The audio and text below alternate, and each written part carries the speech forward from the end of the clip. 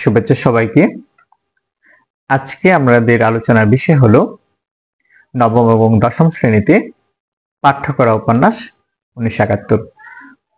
এই উপন্যাসের দ্বিতীয় পর্ব নিয়ে আমরা আজকে আলোচনা করব।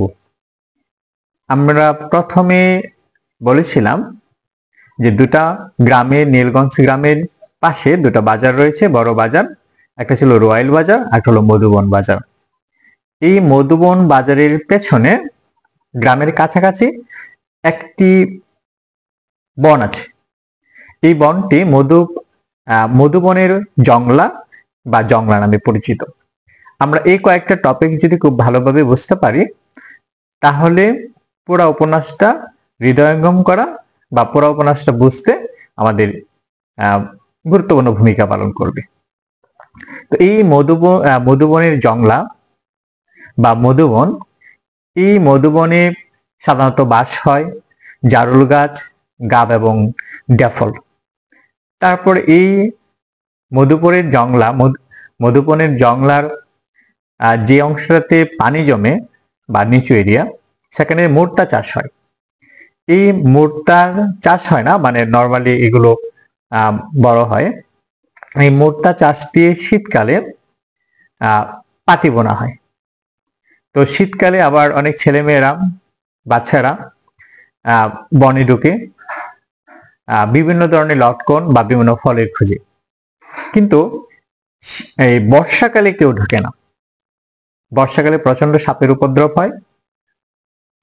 সাপের কামড়ে অনেক গরু ছাগল মারা যায়। তবে আমরা একটা জিনিস লক্ষ্য রাখবো এখানে, যে এই মধুবনের জংলায় একটা মানুষ কিন্তু বর্ষাকাল হোক যে কোনো সিজনে এখানে আসে। আমরা পরে এই গল্পের সলিউশনে বলবো যে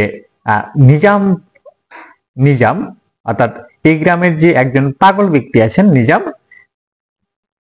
সে কিন্তু এই গ্রামের থেকে নিয়মিতভাবে এই জংলায় যায়, সেটা বর্ষাকাল হোক বা শীতকাল হোক, সব সময়। আমরা এই ব্যক্তির সম্বন্ধে পরবর্তীতে আলোচনা করার চেষ্টা করব। তারপর আমরা চলে যাই নীলগঞ্জ গ্রাম। প্রথমে বলেছিলাম যে নীলগঞ্জ গ্রামটা হলো যে মাটির এই যে মধুবন যে জংলা, মধুবনের জংলার পেছনের গ্রামটাই হলো আসলে নীলগঞ্জ। এটার চারপাশে যে জলাভূমি রয়েছে, এই জলাভূমি এই গ্রামটিকে কাস্তের মতো করে ধরে রেখেছে বা কাচির মতো। তো গ্রামটা শ্রীহীন, অধিকাংশ মানুষ গরিব, এবং শীতকালে এই গ্রামে প্রচুর পরিমাণে অতিথি পাখি আসে। এই গ্রামের কোনো ব্যক্তি, অনেক মানুষ পাখি শিকার করে। আবার এই গ্রামের দক্ষিণ দিকে প্রচুর পরিমাণে ফসল হয়। অন্যান্য দিকে ফসল হলেও দক্ষিণ দিকে ফসলের পরিমাণটা বেশি হয়ে থাকে। তো এই গ্রামের আমরা গত পর্বে বলেছিলাম যে দুজন ব্যক্তি বহিরাগত, একজন হলো মসজিদের ইমাম সাহেব আর হলো আজিজ মাস্টার। এই দুজন ব্যক্তি সম্বন্ধে আমাদের একটু ভালো স্বচ্ছ ধারণা রাখা দরকার। ইমাম সাহেব অন্য গ্রাম থেকে এখানে চাকরি নিয়েছেন। এই দুর্গম এরিয়াতে কেন চাকরি নিলেন, এটা নিয়ে অনেকের রহস্য রয়েছে। ইমাম সাহেব মূলত গ্রামের যে সবচেয়ে ধনী মানুষ জয়নাল মিয়ার বাড়িতে খাওয়া দাওয়া করেন। তিনি এই 1 মাসে 15 দিন জয়নাল মিয়ার বাড়িতে খাওয়া দাওয়া করেন, থাকেন মসজিদের ভিতরেই, এবং বাকি 15 দিন গ্রামের যে অন্যান্য পরিবারগুলো রয়েছে সেখানে পালা করে খাওয়া দাওয়া করেন। ইদানিং ইমাম সাহেব বিয়ে করে স্থায়ীভাবে এই গ্রামে থেকে যাওয়ার আশাবাদ ব্যক্ত করেছেন, কিন্তু এই গ্রামের কোনো ব্যক্তি এই কথাকে গুরুত্ব দিচ্ছে না বা জয়নাল মিয়া শুনেও না শোনার ভান করছেন। তারপরে আমরা যাই আজিজ মাস্টার। আজিজ মাস্টার জয়নাল মিয়ার বাড়িতেই থাকেন। তিনি মূলত হাঁপানি রোগী, প্রাইমারি স্কুলের প্রধান শিক্ষক। খাতা কলমে মূলত এই স্কুলের 3 জন শিক্ষক থাকার কথা, কিন্তু কেউ এখানে থাকেন না। এই গ্রামে কেউ এসে বসবাস করার মতো উপযুক্ত পরিবেশ পান না, যে কারণে সবাই এখান থেকে চলে যান। কিন্তু আজিজ মাস্টার এই গ্রামে রয়েছেন একজন শিক্ষক হিসেবে। আজিজ মাস্টার একজন কবিও, তিনি নিয়মিত কবিতা লেখেন এবং সকল কবিতায় আসলে একটা মেয়েকে নিয়ে লেখা। জয়নাল মিয়ার স্ত্রীকে তিনি ভাবি বলে ডাকেন। জয়নাল মিয়ার কন্যার নাম হলো মালা।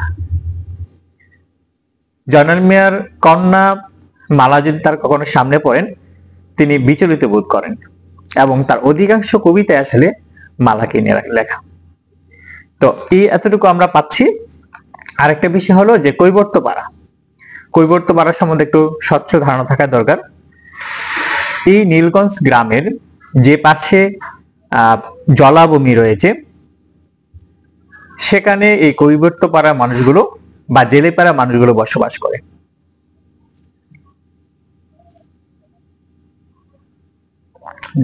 করে এবং যখন মাছ ধরার সিজন থাকে বা মাছ ধরার সময় থাকে, তখন মূলত এই গ্রামের তারা মূলত এই কৈবর্ত পাড়া জনগণ তারা মূলত নীলগঞ্জ গ্রামের একটু বাহিরে বসবাস করে এবং মাছ ধরার সিজন যখন শেষ হয়ে যায়, তখন তারা চুরি ডাকাতি বা কর্মহীন অবস্থায় এই কাজগুলো তারা করে থাকে।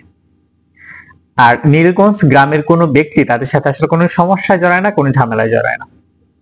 এই কৈবর্ত পাড়ার একটা বয়স্ক মহিলার নাম হলো চিত্রাবরী।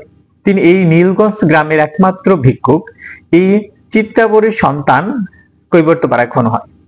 চিত্রাবরী নীলগঞ্জ গ্রামের যে মাতাব্বররা রয়েছেন তাদের সবার কাছে গিয়েছেন, বিচার চেয়েছেন, কিন্তু নীলু সেন প্রধান বিচারক, যিনি যাকে সকল অনুষ্ঠানে সকল কিছুতে ডাকা হয়, নীলু সেনের কাছ থেকে চিত্রাবরী কিন্তু সহযোগিতা পাননি। এর অন্যতম কারণ হলো যে কৈবর্ত পাড়া মানুষগুলোকে এই গ্রামের অধিকাংশ মানুষ ভয় পায়। তো আজকে আমরা এতটুকু পর্যন্ত আলোচনা করলাম, বাকিটুকু তৃতীয় পর্বে আলোচনা করব। ধন্যবাদ সবাইকে।